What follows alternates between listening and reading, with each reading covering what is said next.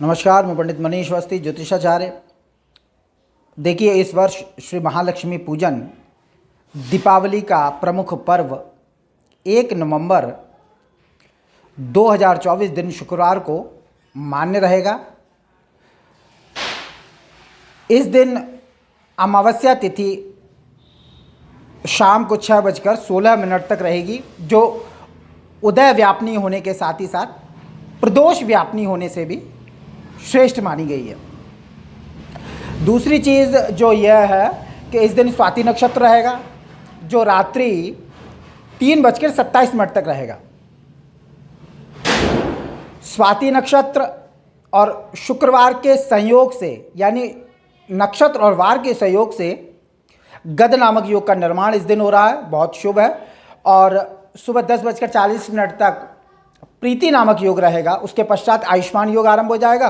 तो आयुष्मान योग और स्वाति नक्षत्र के संयोग में अमावस्या तिथि का होना बहुत शुभ माना जाता है। इस संयोग में आप कोई लेन देन करते हैं, कोई किसी काम का शुभारंभ करते हैं, कोई कारोबार करते हैं, सोना चांदी आदि वस्तुओं का संग्रह करते हैं, तो बहुत शुभ माना जाता है। कोई भी शुभ कार्य का आरंभ अगर इस दिन कर दिया जाए तो उसमें अतिशय वृद्धि और सफलता सुनिश्चित हो जाती है। तो दीपावली का पर्व की इसकी हार्दिक शुभकामनाएं सभी को। अब इसका जो लक्ष्मी पूजन का जो शुभ मुहूर्त है उस पर बात करते हैं। देखिए, लक्ष्मी पूजन के लिए स्त्री लग्न को सर्वश्रेष्ठ माना जाता है। स्त्री लग्न में आते हैं आपके वृष, सिंह, वृश्चिक और कुंभ। तो जो सबसे श्रेष्ठ मुहूर्त जो मैंने निकाला है लक्ष्मी पूजन का, वह उसका आरंभ जो हो रहा है वह शाम को 18:22 से वृषभ लग्न आरंभ हो रहा है, जो आपके रात के 8:19 तक रहेगा। यह वृषभ लग्न है, स्थिर लग्न है। और इसमें आप अगर लक्ष्मी पूजन करते हैं तो उसमें आपको श्रेष्ठ फल की प्राप्ति होगी। उसका कारण यह है कि वृषभ लग्न में ही बृहस्पति बैठे हुए हैं। शुभ ग्रह का लग्न है और शुभ ग्रह से युक्त है, लग्न बृहस्पति से युक्त है। और ठीक सप्तम में शुक्र और बुध की युति हो रही है। लग्न पर शुभ ग्रह की दृष्टि भी पड़ रही है, यानी शुक्र और बुध की दृष्टि से युक्त वृषभ लग्न होगा। लग्न में ही बृहस्पति है। लग्न में बृहस्पति का बैठना, यानी शुभ ग्रह का बैठना और लग्न का शुभ ग्रहों के द्वारा दीक्षित होना बहुत शुभ माना जाता है। और 10वें भाव में इस लग्न में शनिदेव विराजमान रहेंगे, जो शश नामक योग का निर्माण कर रहे हैं। लग्न से तीसरे, छठे, 10वें, 11वें में चंद्रमा का होना शुभ माना जाता है। इस लग्न में चंद्रमा इस दिन तुला राशि में रहेगा, छठे भाव में रहेगा, तो ये भी श्रेष्ठ है।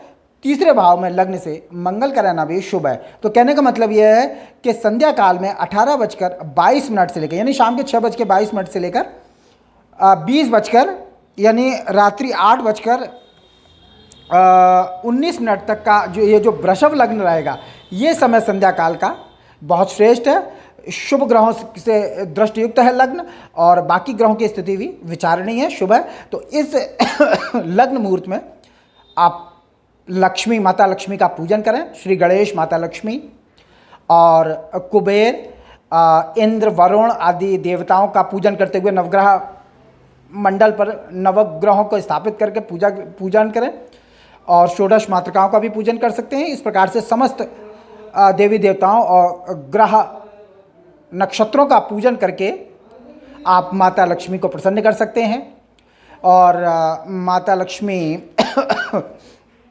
जो, जैसा कि कहा गया है कि लक्ष्मी के भंडार की बड़ी अपूर्व बात, ज्यों ज्यों देते त्यों बढ़े, बिन खर्चे घट जात। यानी कि जितना आप दान पुण्य करते हैं, शुभ कर्मों में धन का व्यय करते हैं, उतना लक्ष्मी बढ़ती चली जाती है। और अगर आप इसे सिर्फ जोड़े बैठे रहते हैं, संचय करते रहते, कंजूसी दिखाते हैं अत्यधिक, तो भी ये अपने निश्चित काल में घट जाएगी, चली जाएगी। लक्ष्मी माता चंचला हैं, इस बात का विशेष ध्यान रखिए। तो लक्ष्मी का शुभ कार्यों में व्यय करिए, दान करिए, पुण्य करिए।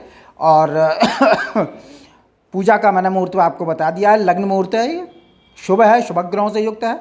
संध्या काल में 6:22 से लेकर रात्रि 8:19 तक यह लग्न है, शुभ है। इसमें आप पूजा करें माता लक्ष्मी की, स्वस्ति वचन का पाठ अवश्य करें और श्री गणेश और माता लक्ष्मी का आप षोडशोपचार से पूजन कर सकते हैं या यथाशक्ति जैसा आप जानते हैं वैसे आप पूजन करें, श्रद्धा भाव से करें और दीपोत्सव करें और इस प्रकार से अपने दीपावली पर्व को हर्षोल्लास के साथ मनाएं।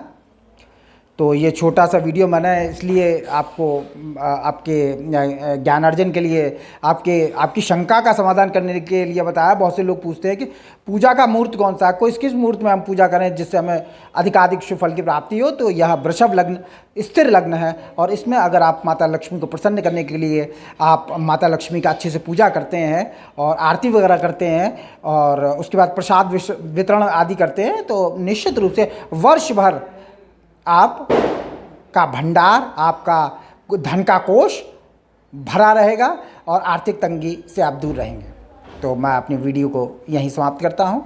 नमस्कार।